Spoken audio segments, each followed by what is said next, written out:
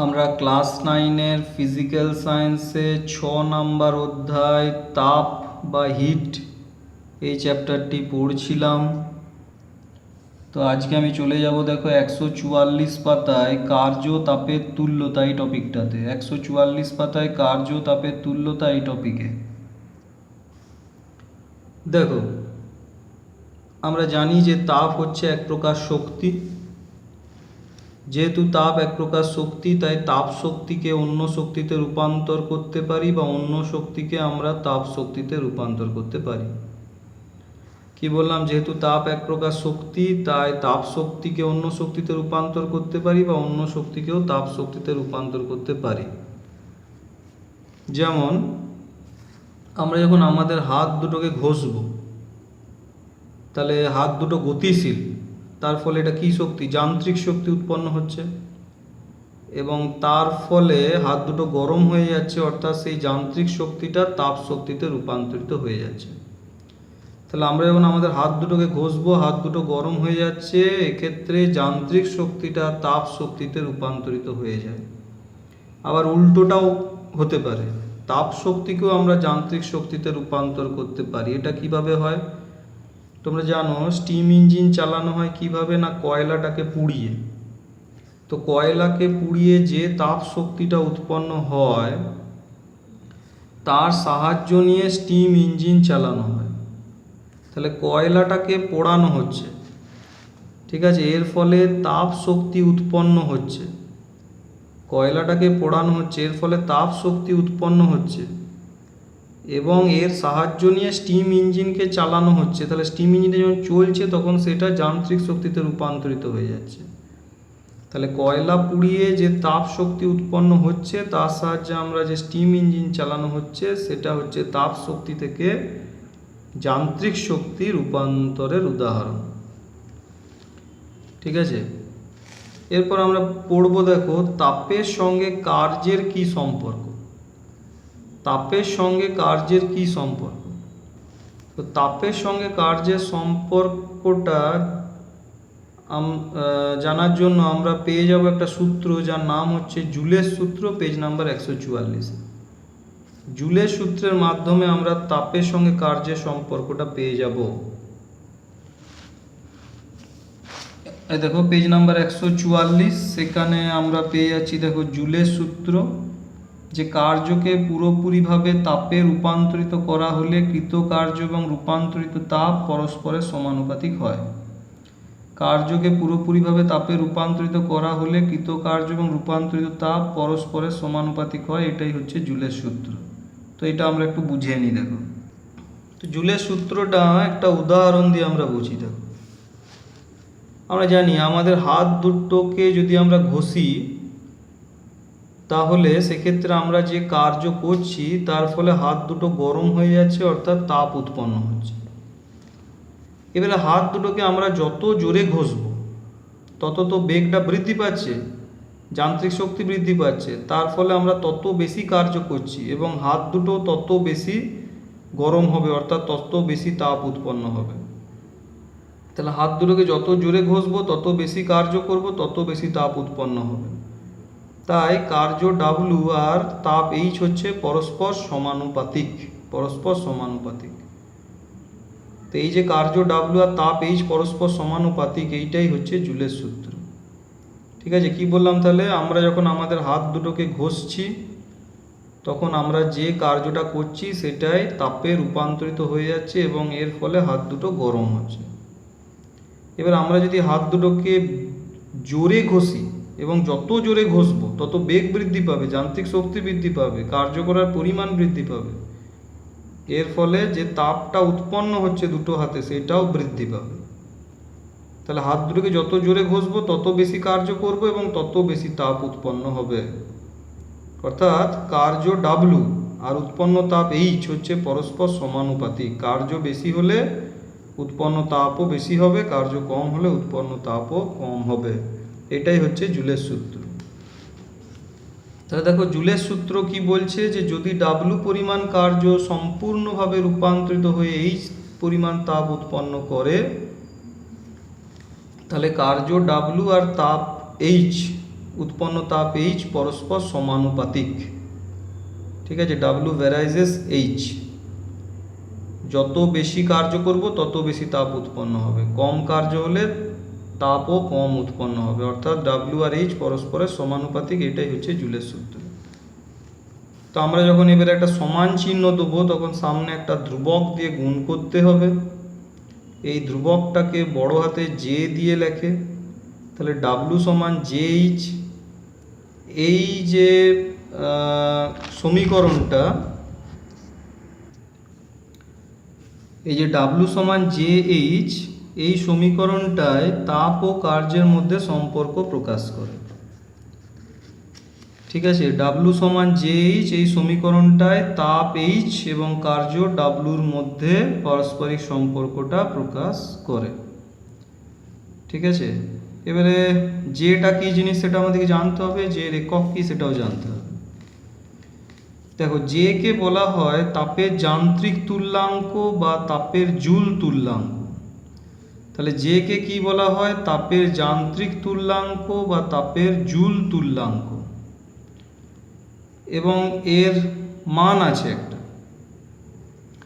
দেখো, প্রথমেই দেখি জের এককটা কি হবে। দেখো, ডাব্লু সমান যদি জে এইচ হয় তাহলে জে সমান হবে ডাব্লু বাই এইচ। ডাব্লুর সিজিএস একক আর্গ আর এইচ এর সিজিএস একক হচ্ছে ক্যালোরি।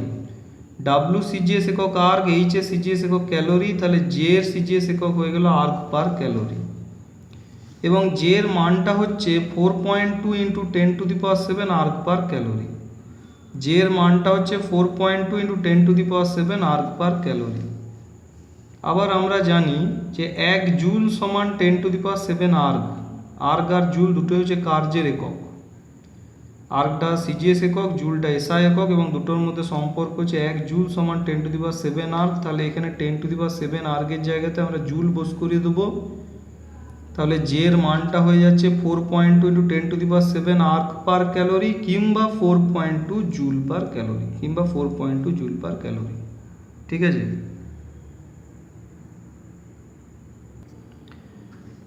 পেজ নাম্বার 145-এ চলে আসবো। সেখানে 1 আর 3 এই দুটো অঙ্ক তোমরা করবে।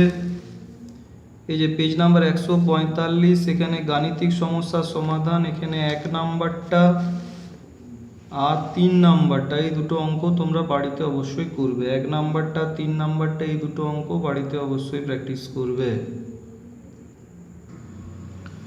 আচ্ছা, এরপরে চলে যাব। দেখো, আমি 152 পাতায়, সেইখানে আমরা চলে যাব গাণিতিক প্রশ্নর 1, 2 আর 3, এই তিনটে অঙ্ক আমরা একটু করে দেখাবো। ঠিক আছে, 152 পাতায় গাণিতিক প্রশ্নর 1, 2 আর 3, তিনটে অঙ্ক আমরা একটু করব। এখন অবধি যে ফর্মুলাগুলো পড়েছি সেগুলো দিয়ে আমরা পড়েছি এইচ সমান এমএসটি একটা ফর্মুলা। টিটা হচ্ছে উষ্ণতার পরিবর্তন, ওখানে হ্রাস বা বৃদ্ধি যা হোক হতে পারে। ক্যালোরিমিতির মূলনীতি দিয়ে গাণিতিক রূপটা পেয়েছি। আর ডাব্লু সমান জেইচ একটা ফর্মুলা পেলাম, কার্য তাপের মধ্যে সম্পর্ক। তো এই তিনটে ফর্মুলা দিয়ে এখানে তিনটে অঙ্ক আছে, 1, 2, 3, সেগুলো আমরা একটা একটা করে দেখে নিই। প্রথমে দেখো 1 নাম্বার অঙ্কটা দেখব।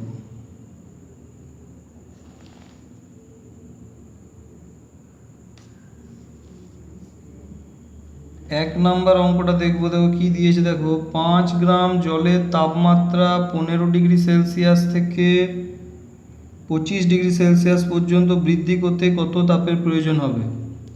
5 গ্রাম জলের তাপমাত্রা 15 ডিগ্রি সেলসিয়াস থেকে 25 ডিগ্রি সেলসিয়াস পর্যন্ত বৃদ্ধি করতে কত তাপের প্রয়োজন হবে? তো অঙ্কটা কি করে করব, দেখো আমরা এখানে জলের ভর এম সমান দিয়ে দিয়েছে 5 গ্রাম। ঠিক আছে, জলের আপেক্ষিক তাপের মানটা কিন্তু আমাদেরকে মনে রাখতে হবে, যে এটা কিন্তু দেওয়া থাকবে না কোশ্চেনে। অন্য কোনো পদার্থ হলে মানটা দেওয়া থাকবে। তো জলের আপেক্ষিক তাপ সিজিএস পদ্ধতিতে এস সমান হচ্ছে 1 ক্যালোরি পার গ্রাম ডিগ্রি সেলসিয়াস। ঠিক আছে, জলের আপেক্ষিক তাপ সিজিএস পদ্ধতিতে এস সমান হচ্ছে 1 ক্যালোরি পার গ্রাম ডিগ্রি সেলসিয়াস, এটা মনে রাখতে হবে। আর এখানে দেখো প্রাথমিক উষ্ণতা T1 হচ্ছে 15 ডিগ্রি সেলসিয়াস, আর অন্তিম উষ্ণতা T2 এটা বেড়ে হচ্ছে 25 ডিগ্রি সেলসিয়াস। প্রাথমিক উষ্ণতা T1টা হচ্ছে 15 ডিগ্রি সেলসিয়াস আর অন্তিম উষ্ণতা T2 হচ্ছে বেড়ে কত না 25 ডিগ্রি সেলসিয়াস। তাহলে উষ্ণতার বৃদ্ধি T সমান লিখতে পারবো T2 মাইনাস T1। 25 মাইনাস 15 সমান কত না 10 ডিগ্রি সেলসিয়াস।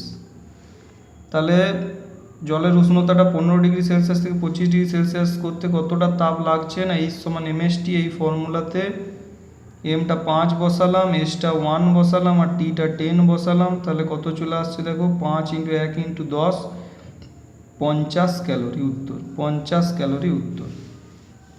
এই যে দেখো 50 ক্যালোরি। এবারে আমি দেখো 2 অঙ্কটাতে আসবো, যে 2 অঙ্কটাতে আসবো। দেখো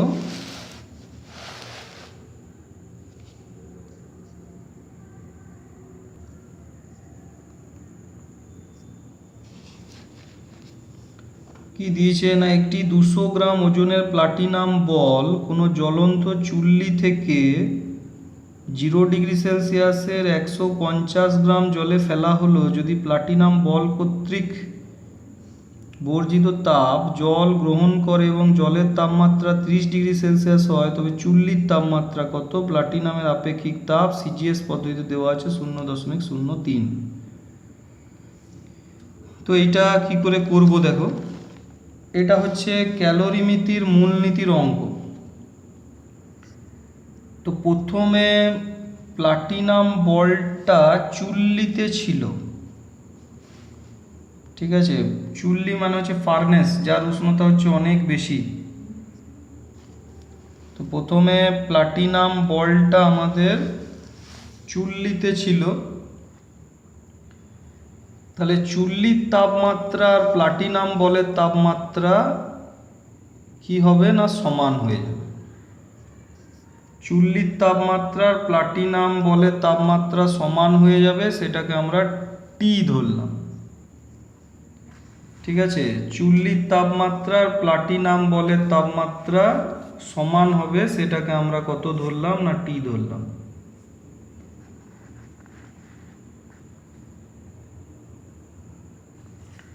যেহেতু প্লাটিনাম বলটা চুল্লি বা ফার্নেসের মধ্যে ছিল, তাহলে প্লাটিনাম বলটা ওই চুল্লি বা ফার্নেসে গরম হয়েছে, তাই প্লাটিনাম বলের উষ্ণতাটা চুল্লির উষ্ণতার সাথে সমান হয়ে গেছে এবং ওইটাই আমাদেরকে বের করতে দিয়েছে। তাহলে চুল্লির উষ্ণতা মানেই প্লাটিনাম বলের উষ্ণতা, সেটাকে আমরা টি ধরে নিলাম। তারপরে কি হলো, প্লাটিনাম বলটাকে চুল্লি থেকে তুলে জলে ফেলে দেওয়া হলো। জলে ফেলে দেওয়া হলো এবং জলের তাপমাত্রা প্রথমে ছিল 0 ডিগ্রি সেলসিয়াস, সেটাই বেড়ে প্লাটিনাম বলটা ফেলার পর বেড়ে হলো 30 ডিগ্রি সেলসিয়াস। তার মানে প্লাটিনাম বলটাও 30 ডিগ্রি সেলসিয়াস তাপমাত্রা অর্জন করেছে আর জলের তাপমাত্রাটাও 0 ডিগ্রি সেলসিয়াস থেকে বেড়ে 30 ডিগ্রি সেলসিয়াস হয়েছে। মানে এইখানে প্লাটিনাম বলের উষ্ণতাটা ছিল টি, প্লাটিনাম বল তাপটা ছাড়ছে, তাপটা ছেড়ে ওর উষ্ণতাটা কমে 30 ডিগ্রি সেলসিয়াস হয়ে গেল। আর জলের উষ্ণতা ছিল 0 ডিগ্রি সেলসিয়াস, জল সেই তাপটা গ্রহণ করছে এবং গ্রহণ করে জলের উষ্ণতাটা বেড়ে 30 ডিগ্রি সেলসিয়াস হয়ে গেল। তাহলে 30 ডিগ্রি সেলসিয়াসটা হচ্ছে উভয়ের সমান উষ্ণতাটা। তাহলে প্লাটিনাম বলটা যদি গরম বস্তু, ও তাপটা ছাড়ছে এবং ওর উষ্ণতাটা টি থেকে কমে 30 ডিগ্রি সেলসিয়াস হলো। আর জলের উষ্ণতা 0 ডিগ্রি সেলসিয়াস, জল তাহলে সেই তাপটা গ্রহণ করছে এবং জলের উষ্ণতা 0 ডিগ্রি সেলসিয়াস থেকে বেড়ে কত হয়ে গেল না 30 ডিগ্রি সেলসিয়াস হয়ে গেল। তাহলে এবারে প্লাটিনাম বল কতটা তাপ ছাড়ছে। প্লাটিনাম বল দ্বারা বর্জিত তাপ আমরা ফর্মুলা জানি, H সমান ms T2 minus T1। Platinum বল দ্বারা বর্জিত তাপ ফর্মুলা কি না ms T2 মাইনাস T1। তো দেখো m মানে হচ্ছে প্লাটিনাম বলের ভর। তো প্লাটিনাম বলের ভর দিয়েছে কত দেখো 200 গ্রাম। প্লাটিনাম বলটার ভর দিয়েছে 200 গ্রাম। তাহলে প্লাটিনাম বলের ভর এম এর জায়গায় বসালাম 200। প্লাটিনামের আপেক্ষিক তাপ দিয়ে দিয়েছে 0.03। এখানে 0.03 মানে হচ্ছে 0.03 ক্যালোরি পার গ্রাম ডিগ্রি সেলসিয়াস সিজিএস পদ্ধতিতে। তাহলে প্লাটিনামের আপেক্ষিক তাপ এস এর জায়গায় বসালাম 0.03, ঠিক আছে। আর প্লাটিনামের উষ্ণতা, প্লাটিনাম বলটার উষ্ণতা ছিল টি, সেটা কমে হয়ে গেছে 30°C।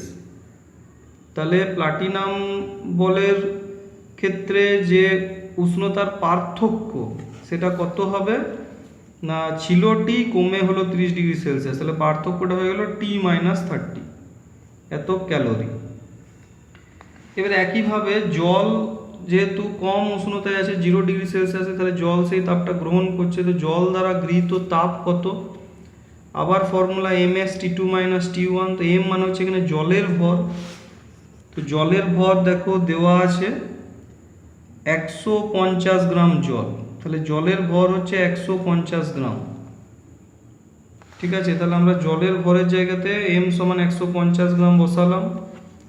জলের আপেক্ষিক তাপ আমরা জানি 1 ক্যালোরি পার গ্রাম ডিগ্রি সেলসিয়াস, তাহলে এস এর জায়গাতে 1 বসালাম। আর জলের তাপমাত্রাটা 0°C থেকে বেড়ে হয়েছে 30°C, তাহলে উষ্ণতার ব্যবধান কত, 30 - 0, উষ্ণতার ব্যবধান হচ্ছে 30 - 0, তাহলে এটা চলে আসছে দেখো 150 × 30 ক্যালোরি। ঠিক আছে, এবারে ক্যালোরিমিতির মূল নীতি আমরা জানি যে উষ্ণ বস্তু দ্বারা বর্জিত তাপ, তার মানে এখানে প্লাটিনাম বল দ্বারা বর্জিত তাপ সমান হচ্ছে শীতল বস্তু দ্বারা গৃহীত তাপ, মানে হচ্ছে এখানে জল দ্বারা গৃহীত তাপ। তাহলে প্লাটিনাম দ্বারা বর্জিত তাপ কত বেরিয়েছে, 200 × 0.03 × কত, T-30।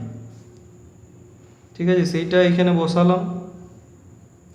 আর জল দ্বারা গৃহীত তাপ কত বেরিয়েছে, এই যে 150 × 30, সেটা বসালাম। নিয়ে T-30 এটাকে রেখে 150 × 30 ওপরে, নিচে আসবে কত, 200 × 0.03, ক্যালকুলেশন করলে আসছে কত, 750। তাহলে দেখো টিটা চলে আসছে 750, 30টা এইদিকে চলে গেল, +30 = 780। তাহলে চুল্লির তাপমাত্রা হচ্ছে কত না, 780°C। তাহলে চুল্লির তাপমাত্রা হচ্ছে কত না, 780°C। প্লাটিনাম বলের তাপমাত্রা বা চুল্লির তাপমাত্রা হচ্ছে 780°C, কিন্তু বইতে উত্তরটা দেখো দিয়েছে 755.8°C, এটা এখানে ভুল দেওয়া আছে, এটা এখানে ভুল দেওয়া আছে।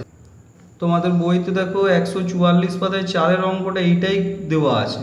200 গ্রাম ওজনের প্লাটিনাম বল জ্বলন্ত চুল্লি থেকে 0°C 150 গ্রাম জলে ফেলা হলো, যদি প্লাটিনাম বল কর্তৃক বর্জিত তাপ জল গ্রহণ করে জলের তাপমাত্রা 30°C হয়, তবে চুল্লির তাপমাত্রা কত, প্লাটিনামের আপেক্ষিক তাপ 0.03। দেখো অ্যান্সারটা কত আসছে, 780°C। সুতরাং এখানে গাণিতিক প্রশ্নে যে উত্তরটা দেওয়া আছে সেটা ভুল আছে। এবার আমরা 3-এর অঙ্কটায় চলে আসব, যে 1 কিলোগ্রাম জলকে 10°C উত্তপ্ত করতে যে তাপের প্রয়োজন তার সমতুল্য কার্য নির্ণয় করো। জলের আপেক্ষিক তাপ, এটা এসআইতে দেওয়া আছে 4200 J/kg/Kelvin।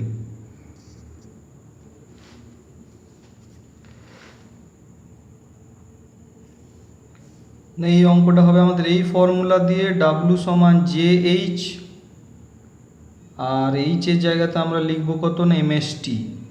W = JH আর H এর জায়গাতে আমরা লিখব কত না, MST। এবারে দেখো M দেওয়া আছে, এই যে 1 কিলোগ্রাম জল, তার মানে M হচ্ছে জলের ভর 1 কেজি। S হচ্ছে জলের আপেক্ষিক তাপ, এই যে জলের আপেক্ষিক তাপ 4200 J/kg/Kelvin। তাহলে S হচ্ছে জলের আপেক্ষিক তাপ 4200 J/kg/Kelvin। T হচ্ছে উষ্ণতা বৃদ্ধি, বলছি জলকে 10°C উত্তপ্ত করতে, তার মানে জলের উষ্ণতা বৃদ্ধি T হচ্ছে 10°C। আর 10°C উষ্ণতা বৃদ্ধি মানেই কেলভিন স্কেলেও 10 কেলভিন উষ্ণতা বৃদ্ধি। ঠিক আছে, সেলসিয়াস স্কেলে 10°C উষ্ণতা বৃদ্ধি মানে কেলভিন স্কেলে 10 কেলভিন উষ্ণতা বৃদ্ধি, তাহলে টিটাকে আমরা 10 কেলভিন লিখে দিলাম। এবারে বাকি রয়ে গেল যে মানে হচ্ছে তাপের যান্ত্রিক তুল্যাঙ্ক, এসআই পদ্ধতিতে এর মানটা হচ্ছে 1। তাপের যান্ত্রিক তুল্যাঙ্ক এসআই পদ্ধতিতে এর মানটা হয় 1। ঠিক আছে, এবং কোনো একক থাকে না। তাহলে যে এর জায়গাতে 1 বসালাম, এমটা হচ্ছে দেখো 1 কেজি বসিয়ে দিলাম একক সহ, এসটা হচ্ছে 4200 জুল পার কেজি কেলভিন, এই যে 4200 জুল নিচে লিখেছি কেজি কেলভিন, আর টি মানে হচ্ছে 10 কেলভিন। তাহলে এখানে দেখো কেজি কেজি কাটলো, কেলভিন কেলভিন কাটলো, তাহলে পড়ে রইলো কত দেখো 4200 ইন্টু 10 জুল, তার মানে হচ্ছে 42,000 জুল, 42,000 জুল। তার মানে 42 into 10 Q joule, 42 into 10 Q joule. তো সেইটাকে আমি যদি এখানে 4.2 লিখি, তাহলে এখানে 10⁴ করে দেবো, তাহলে 4.2 ইন্টু 10⁴ জুল, এটা উত্তর। 4.2 ইন্টু 4.2 ইন্টু 10⁴ জুল, এটা উত্তর। এই যে দেখো অ্যান্সার আছে 4.2 ইন্টু 10⁴ জুল, 4.10⁴ জুল। ঠিক আছে, তাহলে এই টপিকটা আমাদের এই অবধি রইল, এই টপিকটা আমাদের এই অবধি রইল। পরের দিন আমরা তাপের থার্ড পার্টটা পড়ব। এই টপিক এই অবধি রইল।